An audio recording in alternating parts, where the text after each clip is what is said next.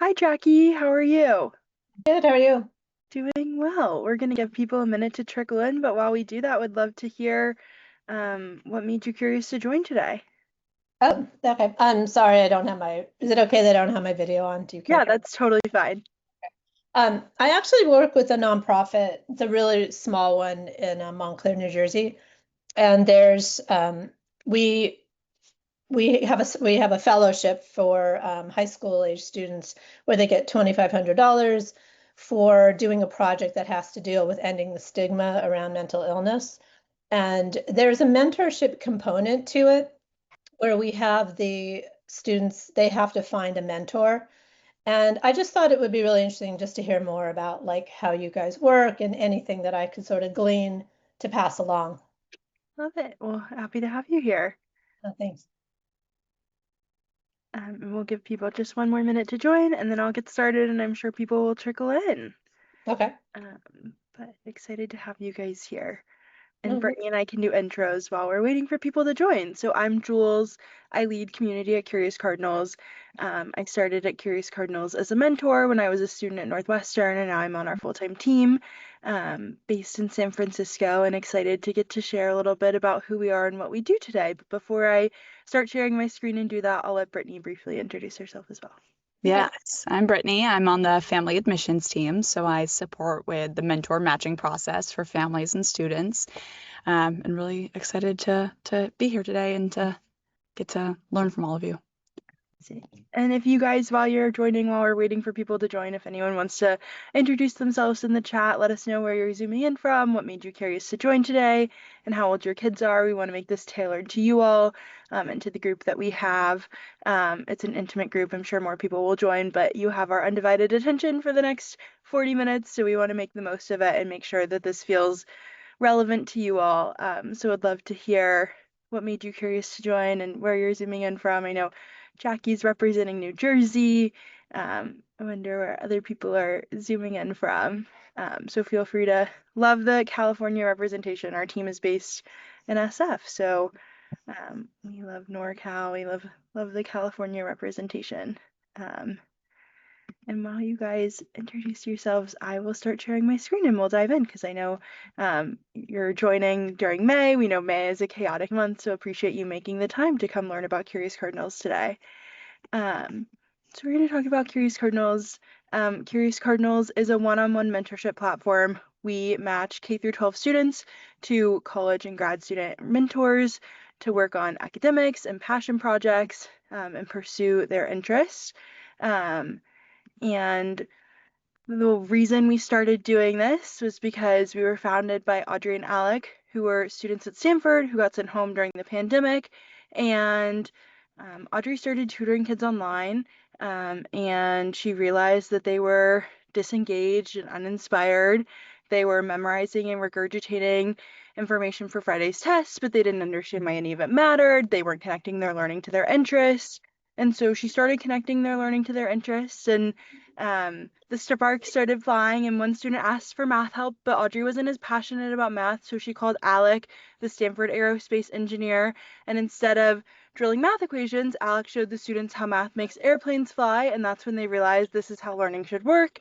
And they started recruiting their most passionate peers from Stanford and beyond. And what started as one one-on-one relationship has now grown. And over the past 6 years, we've been able to work with 15,000 students. We have a mentor base of 1,000 active mentors on our platform, and we'll dive into all the details of that later, but that's the overview of how we came to be. And we're excited to share more about who we are and what we do in this presentation, and then we'll have time for Q&A at the end. We don't want this to feel like a webinar where we're talking at you, so love all the intros in the chat, want to make this feel personal, and then we'll have time for questions at the end, but feel free to ask questions throughout as well. Um, Love the intros and the age ranges. And we'll dive into how we support K through 12 students. So what is Curious Cardinals? There are four kind of pillars of how Curious Cardinals operates. The first is best match and connection. So the heart of what we do is magical matching. It's pairing K through 12 students with a college grad student or recent grad mentor who they can see themselves in, who's a relatable guide who was in their shoes not too long ago, but has enough expertise to be actually relevant and important and help them navigate the things that they're navigating. So it's someone with subject matter expertise, someone who's studying the thing that your kid wants to study, someone who's walked the path, done the things, been in their shoes not too long ago and is a relatable figure, but it's also someone who they have shared nodes of connection with. So if you come to us and you say, I have a 7th grade girl, she plays volleyball, she really likes Taylor Swift, and she wants to work on a biology research project, we can find the Stanford mentor who also plays volleyball and also loves Taylor Swift and happens to be studying biology and so has the biology expertise, but they have those other points of connection, other things in common. And that is the heart of what we do. And then the way we make it possible is having a structured and measured approach. So all of our sessions start with a check-in where mentors ask students how they're doing. We often use the Rosebud Thorn framework. So not only does your child feel checked in, but they also get to hear what a Stanford or Harvard or MIT student's Rosebud Thorn is. They get a window of insight into what's happening in other people's lives. And then really what we believe in is consistency that compounds. So we recommend students and mentors meet weekly. We've been doing this for 6 years. We've seen that weekly meetings lead to the most progress. And as was shared in our founding story, the heart of what we do is inspiring a love of learning in kids. That's why we do this work. We say our North Star is helping kids find their North Star, and we want to connect their learning to their interests. And the way we tangibly do that is through 2 main tracks. We have academic mentorship, which is subject matter support. It's like tutoring, except we like to say tutoring is the T word because it has a connotation of being transactional and for Friday's test. And this is about so much more than Friday's test. We want to build confidence and resilience. We want kids to learn how to advocate for themselves and develop study strategies. And it's about improving their grades and performance, but it's actually about cultivating genuine interest, connecting their learning to their interests, helping them feel actively engaged and empowered to walk into class and know what's going on. And I'll share that when I was a mentor, I worked with a student named Estelle when she was in middle school, and I helped her with her middle school English class. And when we started working together, she was failing and she ended the year with all A's. But it wasn't about the grades. It was about teaching her how to advocate for herself. It was about getting her to care about her reading by connecting the Shakespeare she was reading to her favorite Taylor Swift songs and Gossip Girl and the OC and helping her see that all these Shakespeare themes are in all the pop culture that she likes to consume. And that was how we got her to care about her reading. It wasn't by drilling more reading, it was by connecting through her reading to her interests. And then really the heart of what we do, our more popular offering, is our passion project track. So within that, we have 4 kind of options. The first is building a portfolio. This is really popular for engineering students, for art students who want to work on a series of projects. The next is doing research. So that could look like publishing research in a student journal. It could look like presenting at your science fair. It could look like a variety of things in the research realm. The next is launching an organization. That could be a small business. It could be a startup. It could be an organization or a nonprofit or a club at school. And then the last is content creation. So if you have an aspiring blogger, YouTuber, Substack author on your hands, we have something for everyone. And then as add-ons to those things, we have our executive functioning track. So we have an executive functioning curriculum that was developed by executive functioning specialists that our mentors have access to that helps with time and task management, project management, improving focus and concentration, reducing procrastination so that you don't have to nag your kid about meeting deadlines. And we have a whole curriculum built out around executive functioning support. And then we also have pathfinding. So if your student comes to us and they don't yet know what they want to do, that's totally okay. We have a passion excavation process that we go through with students to help figure out what they want to do, help them explore their interests before they dive into a deeper project. And so that's the holistic overview of who we are and what we do. And I'll share a few student examples to help add some light to that. I'll start with Armand. Armand is a 9-year-old. He's in 3rd grade. He's from the Bay Area. And Armand invented a copper bar of soap that never expires and never runs out. He realized water scarcity was an issue and that access to soap is a privilege. And he has family in India and he realized he wanted to do something to make soap more accessible. And so he created this copper bar of soap, and he's currently in the testing and development phase. He's done petri dish experiments in his room, and he has a wonderful mentor, Akash from Stanford, who helps him gather all these ideas, do the research, and go through and bring this to life. And so this is one student who will probably build a portfolio of projects throughout his years working with Curious Cardinals. So this is Armand, and next I'll share Karis. Karis is from Seattle. She's in 8th grade, and she started a youth-led nonprofit where she goes into dementia care facilities and engages in play because she read research that play is really important for dementia patients, but it's often not involved in the curricula or the programming of care facilities. And so she is going in, she's created this multi-generational organization that she's scaling across the Pacific Northwest right now. So that's an example of launching a nonprofit and building an organization. Next, I'll share Sloan. Sloan is a 10th grader from New York. She did research on cleaning up Earth's lower orbit, and then her research garnered attention from NASA, so she published a mission concept with them. She went to the Marshall Space Center. So that's an example of a research project that a student has done with us. And lastly, I'll share Josh. Josh is a student who kind of touched all the different categories. He started with us by launching an organization called Clubfoot Connect. He was born with Clubfoot, and he realized that he had access to privileges that other people didn't have, and so he wanted to create an organization that made that access more widely available. And he wrote blog posts, he did research, he did an internship, and so he took this idea and did multiple different things through different lanes, and now he's a student at Penn. And so that's another example of kind of the full trajectory, moving through different modes of project types.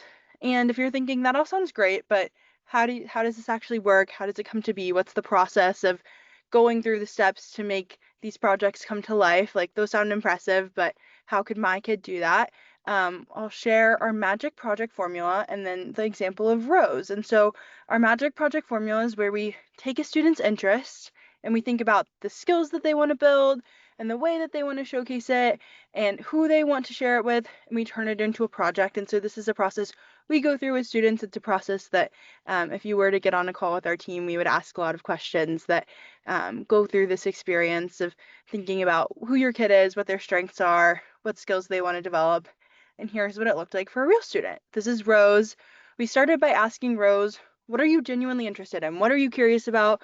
What do you like doing when no one is telling you what to do? What are you doing in your free time? And Rose is a girly girl. She loves pink. She loves fashion. She loves all the fun things. And her mom was like, how can we turn this love of fashion into something real? And then we took Rose's love of jewelry, Rose's love of fashion, and we asked her, what are her superpowers? Where does she thrive? What are her strengths? And we found out that she has a natural ability to influence. All of her friends are always looking to her for recs and advice. People want to know what she's wearing, where she's shopping, and we told her that she could turn that into marketing and selling and developing real world skills that she could put on a resume someday. But we didn't make her do it alone. We asked her who her role models are, who she admired, who her favorite coaches are, what her favorite teachers do, the types of people she follows online, who she really likes and engages with and interacts with. And we asked her what she would want in an ideal mentor, and she would want someone in fashion, someone who is relatable, and so we paired her with Phoebe.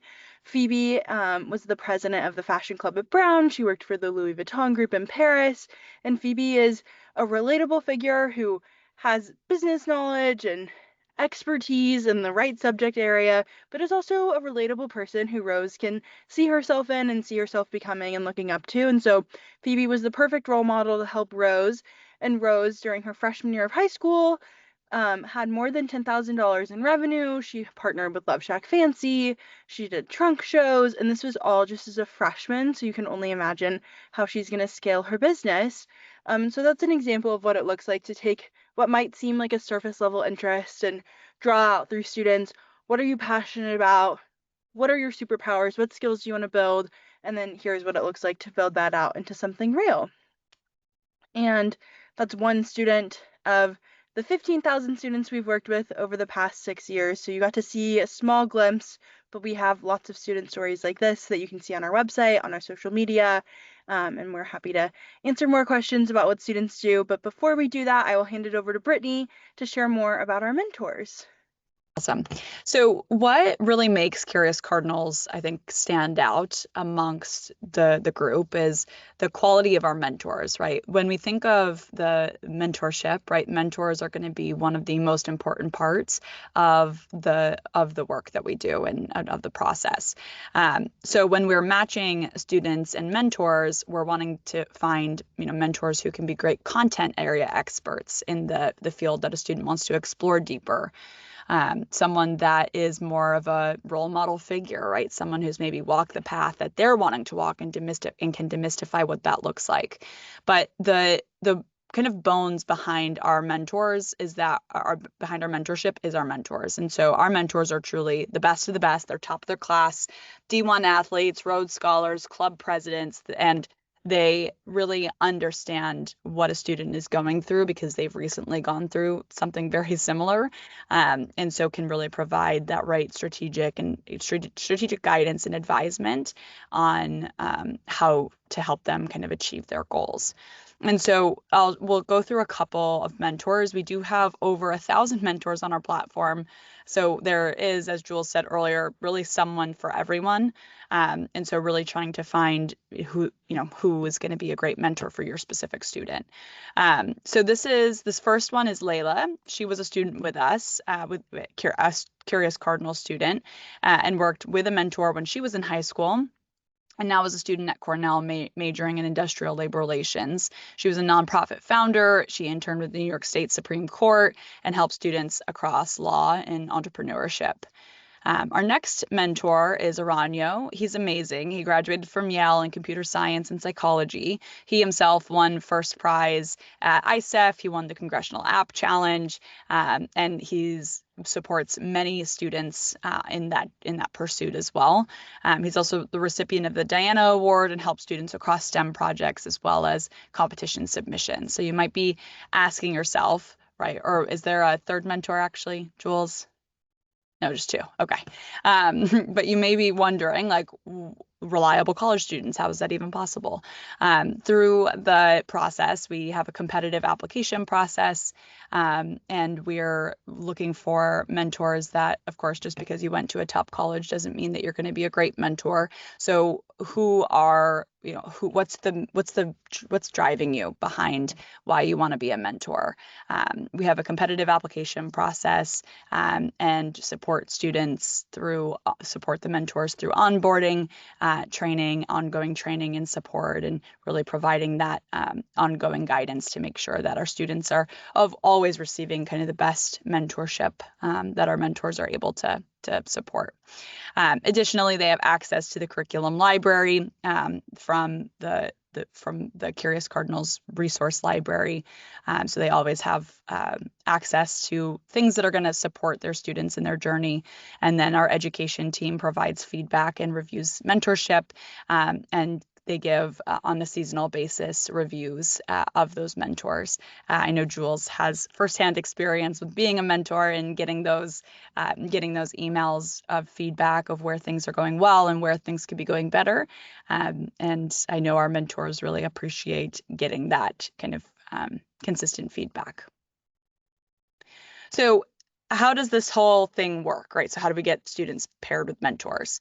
So the next step is to meet. So when you work with a mentor, you meet with them on a weekly basis. So usually you'll meet in a virtual environment for weekly 1-hour sessions.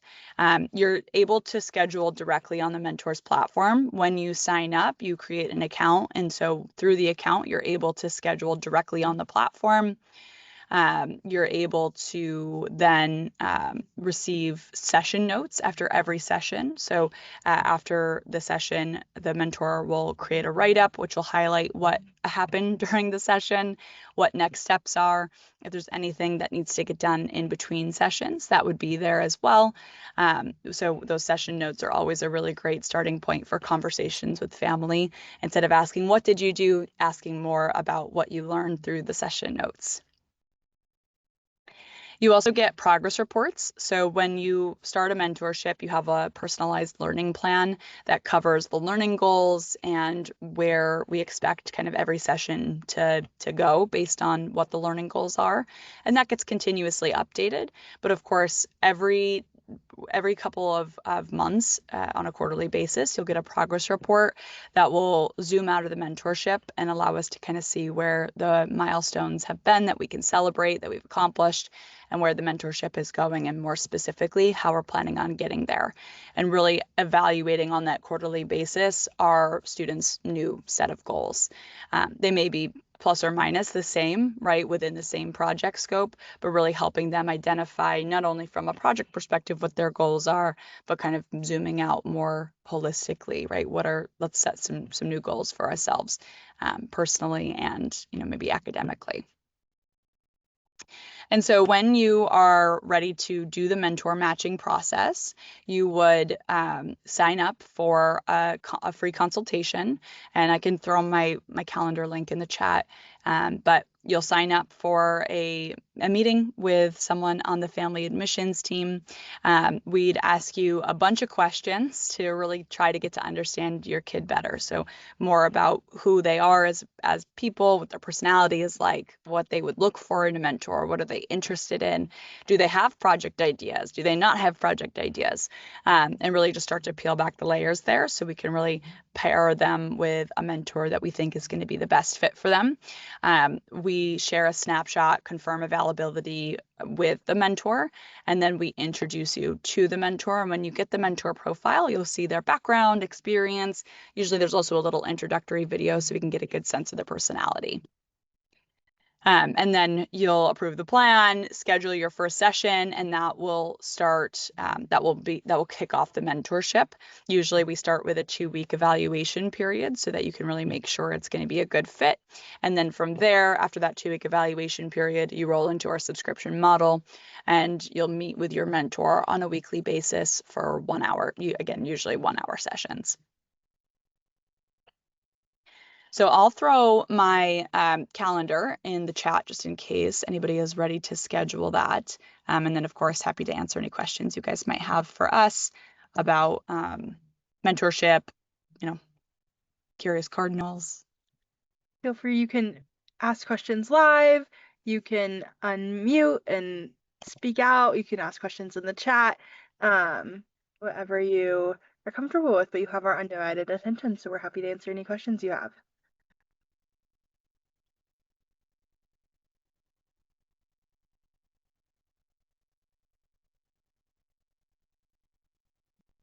I'm going to throw some helpful, cost. I'm going to throw some helpful links here too. I think information on billing, and I'll go through that, but also mentors. I think it's also helpful to see like who are our mentors, who are these people that we're pairing students with. Those are all links to our website, but helpful. So in terms of cost, so we have a subscription model where you prepay for the number of sessions that you're going to purchase for the upcoming month. Our recommended plan is our 4-session per month plan, because that means we're meeting weekly, and the more consistent we can be, the better the results. So that is why that's our recommended plan. Comes out to about $95 an hour, or about $380 a month. But there are other options that you can choose from. So we have a billing model that's in place so that you can really choose what's going to best work for both your financial and for more of your the operational, like what you can actually manage within a month and what is actually really necessary. And so the hourly rate will range between $85 an hour to $150 an hour, just based on the package and plan that you choose. Brittany, do you want to talk about summer availability, or do you want me to jump in? That's okay. So summer availability does sometimes change because, we do have college students that do have pre-existing plans. But when we are kind of confirming mentorship for a student, when we're bringing them on board, we are asking a mentor to be able to commit to that student for a minimum of a 6-month period. So when we're confirming that availability, if like, especially right now, right, it would be really important for that mentor to let us know that they're not going to be able to consistently support that student through summer. But if there were a change for summer for your mentor, but the mentorship would still be valuable through the summer, we oftentimes will have students that will either be temporarily for the summer paired with another mentor, or those that will maybe even themselves over the summer want to switch gears in terms of the project direction, and will be rematched with another mentor that could be better suited to support them through that project.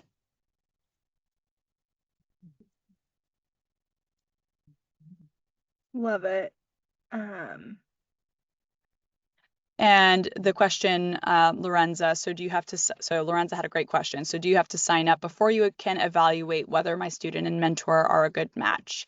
So you approve the plan and you schedule your first session, and that starts a 2-week evaluation period. During the 2-week evaluation period, it's a time for you to meet with your mentor and make sure it's a good fit. Those sessions are billed at $95 an hour, but if you decide to not move forward, right, it's not a good match, we will refund you for the time that you spent with your mentor. So it's meant to be a really low risk way to meet your mentor, make sure it's a great fit, but also at the same time get started and also get a sense for not only personality fit, but is this going to be a good fit for me in terms of like mentorship style?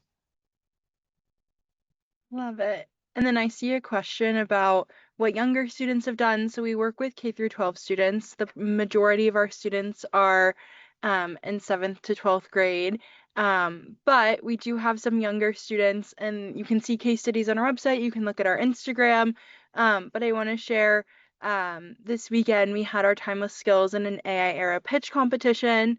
When we did the first one last summer, we had Armand, a 3rd grader, pitch alongside an incoming freshman at Harvard. And we had some littles join us this Sunday as well.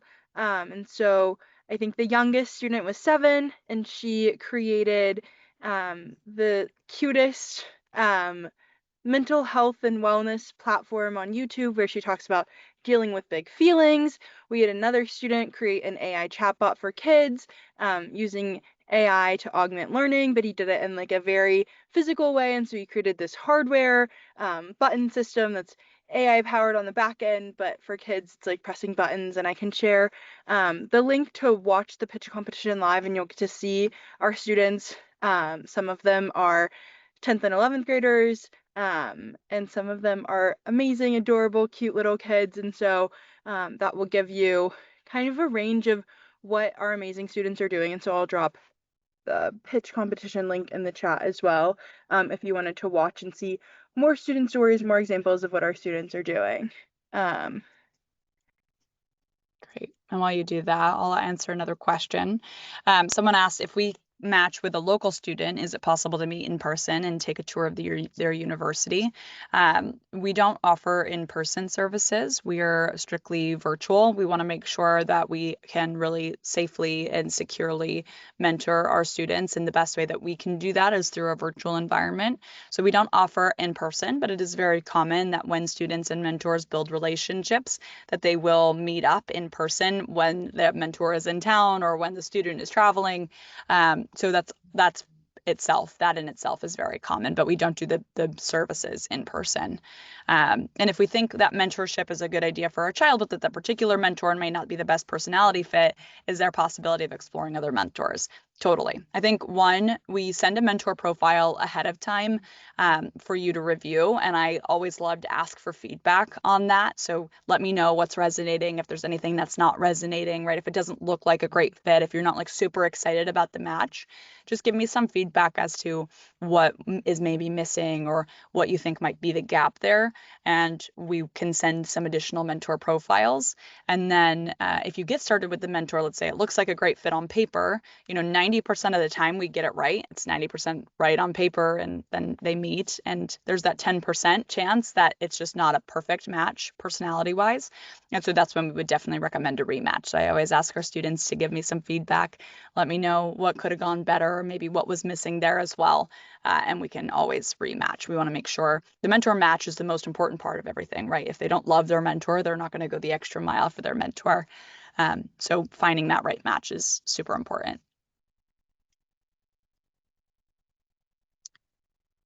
What if my son needs a little bit of all the options, a little tutoring, passion project, executive functioning? How do I know what to sign up for first? Can you start with one thing and then add or change? I think with the add-ons, right, with like executive functioning, for example, that's really easily incorporated through both pathways, right? You can think of executive functioning as really applicable in academics, of course, and it's even going to be even more so applicable in more of a project-based approach. So the application just looks a little bit different for executive functioning. But during that initial conversation that we have for the mentor matching, usually that's where we start to really narrow down what makes the most sense. Like, what are your needs, kind of across the board, and what makes the most sense? We have some families who right now, and now that we're kind of at the end of the school year, who will start with passion project over the summer, do something maybe smaller, and then transition to academic in the fall, focus on that a little bit more. We have families who will have two mentors, one passion project mentor, one academic mentor. So it just can look very different, but we certainly kind of want to meet your student where they're at and what's going to make the most sense for them and can make those specific recommendations in that consult call.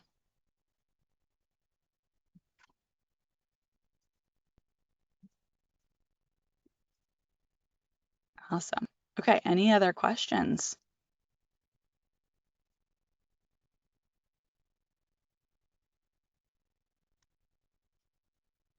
Feel free to unmute and ask live or ask in the chat. Happy to answer any questions. You have our undivided attention, or we can give everyone time back on this Tuesday, and we'll share a recording in the follow-up email so that you can refer back to us, that you can share with your partner or with your student, or look back and see anything else.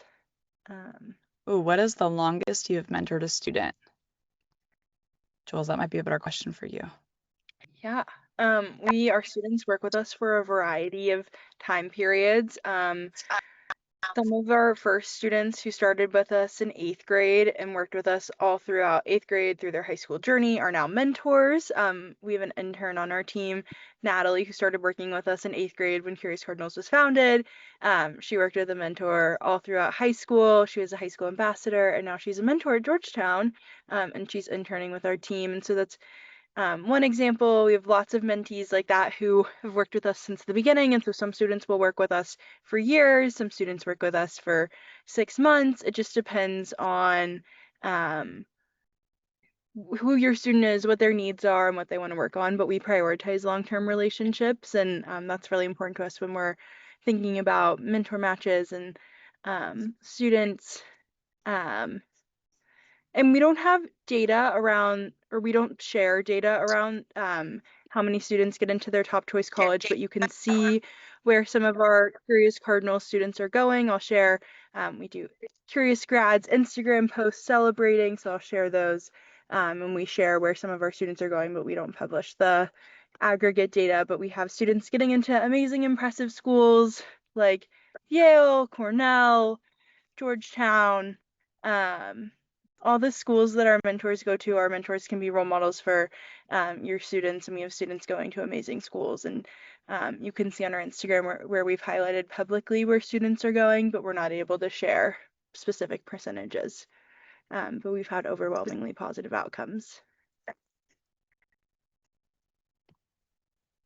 And Lorenza, do you have mentors that are male and sports oriented? Definitely. Yes, I'll share, and I know someone earlier asked for younger students. I'm going to drop one more Instagram link in the chat of Ryan. Ryan is like the cutest kid ever. He's a 4th grader, and he made a sports analytics website.